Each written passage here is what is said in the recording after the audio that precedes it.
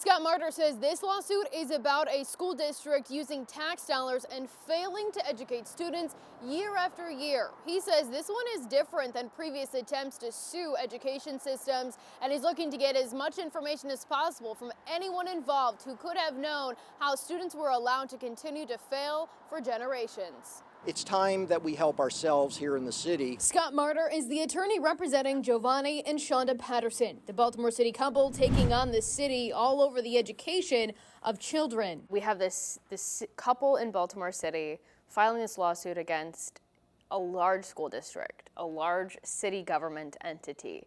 It almost feels like it's a David versus Goliath type situation. Would you agree? It is David and Goliath, but in this case, David is carrying a big howitzer. And David is not walking into this battle alone. What's next for this lawsuit? It was filed last week. Where does it go from here? So that's a great question, Mackenzie.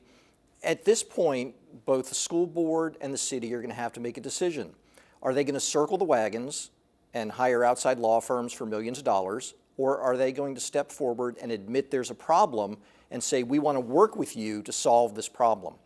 If they do that, then we can avoid wasting a bunch of money on lawyers' fees and actually make progress to reform the school system. If not, we're going to be in court for years. If the city and the school system truly wanted change and wanted to work with us, we could put a consent order in place within a matter of months. Why wouldn't they? Why wouldn't they? Why wouldn't they?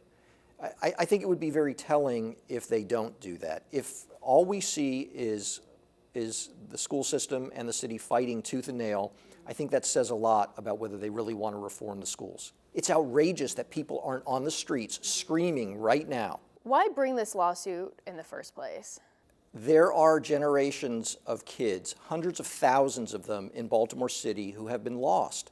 Lost because they can't read and they can't write. They can't support themselves. They can't support their families. And at some point, enough is enough. At some point, somebody has to step up and say there needs to be change. We're mad, we're angry, and there needs to be changed. And now's the time. Who's ultimately responsible for ensuring the students are educated properly? Who is ultimately responsible? Every one of us. Every one of us. And that's why there needs to be public outrage. Every one of us who lives in this city and works in this city and sees the impact of this education system is responsible. And anyone who is standing on the sidelines and is quiet and allowing this to happen is culpable too. What does a victory look like? This case involves one of the biggest civil rights issues of my lifetime, the education of children.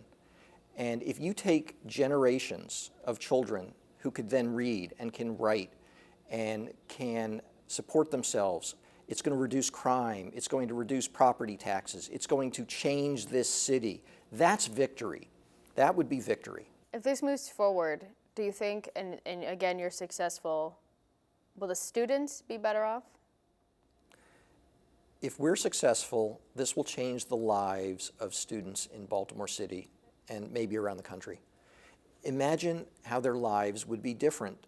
Instead of graduating unable to read and write and being sentenced to a life of poverty and potentially crime, these kids can graduate and go on to Hopkins or Harvard or Morgan or technical schools. They can realize their dreams. Martyr says it could be a few months before the mayor or the school district file their responses in court.